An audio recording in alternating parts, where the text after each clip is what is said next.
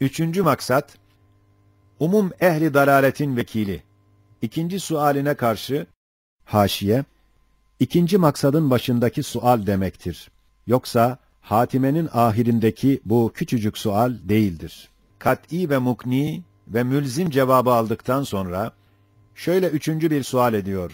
Diyor ki, Kur'an'da, ahsenul halikîn, erhamur rahimin gibi kelimat, başka halıklar, rahimler bulunduğunu işaret eder. Hem diyorsunuz ki, Halik-i alemin nihayetsiz kemalatı var. Bütün enva-ı kemalatın en nihayet mertebelerini camidir. Halbuki eşyanın kemalatı, ezdat ile bilinir, elem olmazsa lezzet bir kemal olmaz, zulmet olmazsa ziya tahakkuk etmez, firak olmazsa visal lezzet vermez ve hakeza. El cevap. Birinci şıkka 5 işaret ile cevap veririz. Birinci işaret, Kur'an, baştan başa tevhidi ispat ettiği ve gösterdiği için, bir delil-i kat'idir ki, Kur'an-ı Hakîm'in o nevi kelimeleri, sizin fehmettiğiniz gibi değildir. Belki ahsenül halikîn demesi, halikiyet mertebelerinin en ahsenindedir demektir ki, başka halik bulunduğuna hiç delaleti yok. Belki halikiyetin sair sıfatlar gibi çok meratibi var. Ahsenül halikîn demek, meratibi halikiyetin en güzel, en münteha mertebesinde bir Halik-i Zülcelal'dir demektir. İkinci işaret, ahsenül halikîn gibi tabirler, halikların taaddüdüne bakmıyor. Belki mahlukiyetin envaına bakıyor. Yani her şeye layık bir tarzda, en güzel bir mertebede halk eder bir Halık'tır. Nasıl ki şu manayı, ahsene külle şeyin halakah gibi ayetler ifade eder. Üçüncü işaret, ahsenül halikîn, Allahu Ekber, hayrul fasilin, hayrul muhsinin gibi tabirattaki müvazene, Cenab-ı Hakk'ın vakideki sıfat ve ef'ali, sair o sıfat ve ef'alin numunelerine malik olanlarla müvazene ve tafdil değildir. Çünkü bütün kainatta cin ve ins ve melekte olan kemalat, onun kemaline nispeten zayıf bir gölgedir, nasıl müvazeneye gelebilir? Belki müvazene, insanların ve bahusus ehli gafletin nazarına göredir. Mesela, nasıl ki bir nefer, onbaşısına karşı kemali itaat ve hürmeti gösteriyor, bütün iyilikleri ondan görüyor, padişahı az düşünür. Onu düşünse de yine teşekküratını onbaşıya veriyor. İşte böyle bir nefere karşı denilir. Yahu, padişah senin onbaşından daha büyüktür. Yalnız ona teşekkür et. Şimdi şu söz, vakideki padişahın haşmetli hakiki kumandanlığı ile onbaşısının cüz'i suri kumandanlığını müvazene değil, çünkü o müvazene ve tafdil manasızdır. Belki neferin nazar-ı ehemmiyet ve irtibatına göredir ki, onbaşısını tercih eder, teşekküratını ona verir, yalnız onu sever. İşte bunun gibi Halik ve mün'im tevehhüm olunan zahiri esbab, ehli gafletin nazarında mün'im-i hakikiye perde olur. Ehli gaflet onlara yapışır, nimet ve ihsanı onlardan bilir. Medh-ü senalarını onlara verir. Kur'an der ki, Cenab-ı Hak daha büyüktür, daha güzel bir Halık'tır, daha iyi bir muhsindir, ona bakınız, ona teşekkür ediniz. Dördüncü işaret, müvazene ve tafdil, vakî mevcutlar içinde olduğu gibi, imkani, hatta farazi eşyalar içinde dahi olabilir. Nasıl ki ekser mahiyetlerde müteaddit meratib bulunur, öyle de Esma-i İlahiye ve Sıfat-ı Kutsiye'nin mahiyetlerinde de akıl itibariyle hadsiz meratib bulunabilir. Halbuki Cenab-ı Hak, o sıfat ve esmanın mümkün ve mutasavver bütün meratibinin en ekmelinde, en ahsenindedir. Bütün kainat, kemalatıyla bu hakikate şahittir. Lehul esmaül husna, bütün esmasını ahseniyet ile tavsif, şu manayı ifade ediyor. Beşinci işaret, şu müvazene ve müfadele, Cenab-ı Hakk'ın masivaya mukabil değil, belki iki nevi tecelliyat ve sıfatı var. Biri, vahidiyet sırrıyla ve vesait ve esbab perdesi altında ve bir kanunu umumi suretinde tasarrufatıdır. İkincisi, ehadiyet sırrıyla perdesiz, doğrudan doğruya, hususi bir teveccüh ile tasarruftur. İşte ehadiyet sırrıyla doğrudan doğruya olan ihsanı ve icadı ve kibriyası ise, vesait ve esbabın mezahiriyle görünen asar ihsanından ve icat ve kibriyasından daha büyük, daha güzel, daha yüksektir demektir. Mesela, nasıl bir padişahın, fakat veli bir padişahın, ki umum memurları ve kumandanları sırf bir perde olup, bütün hüküm ve icraat onun elinde farz ediyoruz. O padişahın tasarrufat ve icraatı iki çeşittir. Birisi, umumi bir kanunla, zahiri memurların ve kumandanların suretinde ve makamların kabiliyetine göre verdiği emirler ve gösterdiği icraatlardır. İkincisi, umumi kanunla değil ve zahiri memurları da perde yapmayarak, doğrudan doğruya ihsanat-ı şahanesi ve icraatı daha güzel, daha yüksek denilebilir. Öyle de, Sultan-ı Ezel ve Ebed olan Halık-ı Kainat, çendan vesait ve esbabı icraatına perde yapmış, haşmet-i rububiyetini göstermiş, fakat ibadının kalbinde hususi bir telefon bırakmış ki, esbabı arkada bırakıp, doğrudan doğruya ona teveccüh etmek için, ubudiyeti hassa ile mükellef edip, İyyâke na'budu ve iyyâke nesta'in deyiniz diye, kainattan yüzlerini kendine çevirir. İşte, Ahsenul Halikîn, Erhamur Rahimin, Allahu Ekber meanisi şu manaya da bakıyor. Vekilin ikinci şık sualine 5 remiz ile cevaptır. Birinci remiz, sualde diyor ki, bir şeyin zıttı olmazsa, o şeyin nasıl kemali olabilir? El cevap, şu sual sahibi, hakiki kemali bilmiyor. Yalnız nisbi bir kemal zannediyor. Halbuki, gayre bakan ve gayre nispeten hasıl olan meziyetler, faziletler, tefevvuklar, hakiki değiller, nisbidirler, zayıftirler. Eğer gayr, nazardan sakıt olsalar, onlar da sukut ederler. Mesela, sıcaklığın nisbi lezzeti ve fazileti, soğuğun tesiriyledir. Yemeğin nisbi lezzeti, açlık eleminin tesiriyledir. Onlar gitse, bunlar da azalır.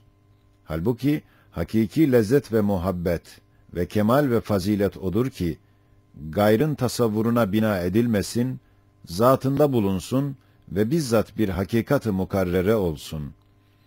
Lezzeti vücut ve lezzeti hayat ve lezzeti muhabbet ve lezzeti marifet ve lezzeti iman ve lezzeti beka ve lezzeti rahmet ve lezzeti şefkat ve hüsnü nur ve hüsnü basar ve hüsnü kelam ve hüsnü kerem ve hüsnü siret ve hüsnü suret ve kemali zat ve kemali sıfat ve kemali ef'al gibi bizzat meziyetler, gayr olsun olmasın, şu meziyetler tebettül etmez. İşte Sani Zülcelal ve Fatır-ı Zülcemal ve Halik-i Zülkemal'in bütün kemalatı hakikiyedir, zatiyedir. Gayr ve masiva ona tesir etmez, yalnız mezahir olabilirler. İkinci remiz, Seyyid Şerif-i Cürcani, Şerhül Mevakıf'ta demiş ki, sebebi muhabbet, ya lezzet veya menfaat, ya müşakelet yani meyli cinsiyet, ya kemaldir. Çünkü kemal mahbubu lizatihidir. Yani ne şeyi seversen, ya lezzet için seversin, ya menfaat için, ya evlada meyil gibi bir müşakele-i cinsiye için, ya kemal olduğu için seversin. Eğer kemal ise, başka bir sebep, bir garaz lazım değil. O bizzat sevilir. Mesela eski zamanda sahibi kemalat insanları herkes sever. Onlara karşı hiçbir alaka olmadığı halde, istihsankârane muhabbet edilir. İşte Cenab-ı Hakk'ın bütün kemalatı ve Esma-i Hüsna'sının bütün meratipleri ve bütün faziletleri, hakiki kemalat olduklarından bizzat sevilirler. Mahbubetün lizatihadırlar. Mahbubu bilhak, ve Habibi hakiki olan Zat-ı Zülcelal, hakiki olan kemalatını ve sıfat ve esmasının güzelliklerini kendine layık bir tarzda sever, muhabbet eder. Hem o kemalatın mazharları, ayneleri olan sanatını ve masnuatını ve mahlukatının mehasinini sever, muhabbet eder. Enbiyasını ve evliyasını, hususan Seyyidül Mürselin ve Sultanül Evliya olan Habibi Ekrem'ini sever.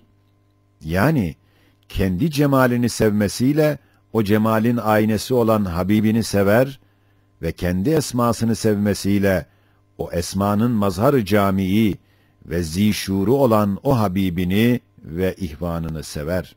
Ve sanatını sevmesiyle o sanatın dellal ve teşhircisi olan o Habibini ve emsalini sever. Ve masnuatını sevmesiyle o masnuata karşı maşallah, barekallah, ne kadar güzel yapılmışlar diyen ve takdir eden ve istihsan eden o Habibini ve onun arkasında olanları sever.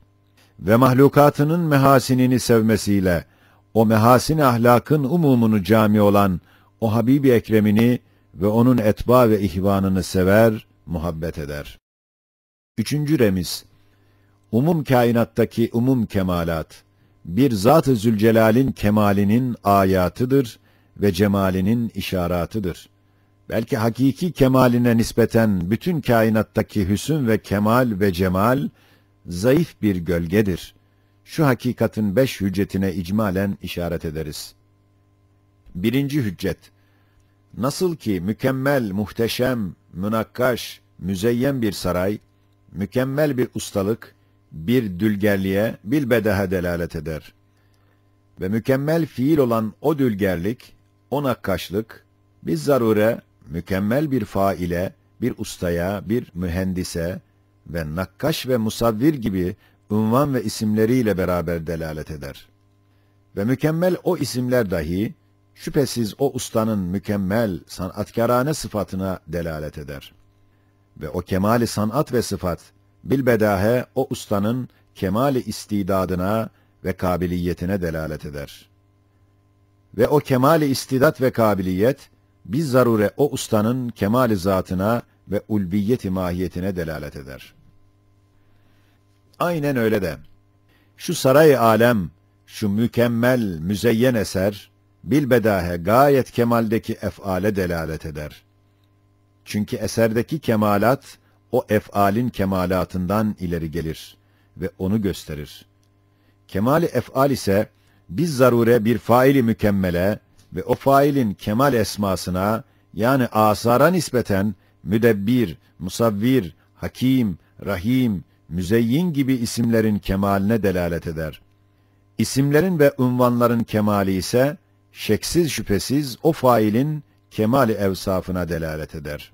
Zira, sıfat mükemmel olmazsa, sıfattan neş'et eden isimler, unvanlar mükemmel olamaz. Ve o evsafın kemali, bilbedahe şuunat-ı zatiyenin kemaline delalet eder. Çünkü sıfatın mebdeleri, o şuun-u zatiyedir. Ve şuun-u zatiyenin kemali ise, bi ilmel yakîn, zat-ı zîşûnun kemaline ve öyle layık bir kemaline delalet eder ki, o kemalin ziyası, şuun ve sıfat ve esma ve ef'al ve asar perdelerinden geçtiği halde, şu kainatta yine bu kadar hüsnü ve cemali ve kemali göstermiş. İşte şu derece hakiki kemalat-ı zatiyenin bürhan-ı kat'î ile vücudu sabit olduktan sonra, gayre bakan ve emsal ve ezdada tefevvuk cihetiyle olan nisbi kemalatın ne ehemmiyeti kalır, ne derece sönük düşer, anlarsın. 2. hüccet, şu kainata nazar-ı ibretle bakıldığı vakit, vicdan ve kalp, bir hadsi sadıkla hisseder ki, şu kainatı bu derece güzelleştiren ve süslendiren ve enva mehasin ile tezyin edenin, nihayet derecede bir cemal ve kemalatı vardır ki, şöyle yapıyor. 3. hüccet, malumdur ki, mevzun ve muntazam ve mükemmel ve güzel sanatlar, gayet güzel bir programa istinad eder. Mükemmel ve güzel bir program ise, mükemmel ve güzel bir ilme ve güzel bir zihne ve güzel bir kabiliyet-i ruhiyeye delalet eder. Demek ruhun manevi güzelliğidir ki, ilim vasıtasıyla sanatında tezahür ediyor. İşte şu kainat, hadsiz mehasin-i maddiyesiyle bir manevi ve ilmi mehasinin tereşşühatıdır. Ve o ilmi ve manevi mehasin ve kemalat, elbette hadsiz bir sermediği hüsn ve cemalin ve kemalin cilveleridir. Dördüncü hüccet, malumdur ki, ziyayı verenin ziyadar olması lazım, tenvir edenin nurani olması gerek. İhsan, gınadan gelir, lütuf latiften zuhur eder. Madem öyledir, kainata bu kadar hüsn ve cemal vermek ve mevcudata muhtelif kemalat vermek, ışık güneşi gösterdiği gibi bir cemal-i sermediği gösterirler. Madem mevcudat, zeminin yüzünde büyük bir nehir gibi kemalatın lem'alarıyla parlar geçer, o nehir, güneşin cilveleriyle parladığı gibi, şu seyli mevcudat dahi, hüsn ve cemal ve kemalin lem'alarıyla muvakkaten parlar gider.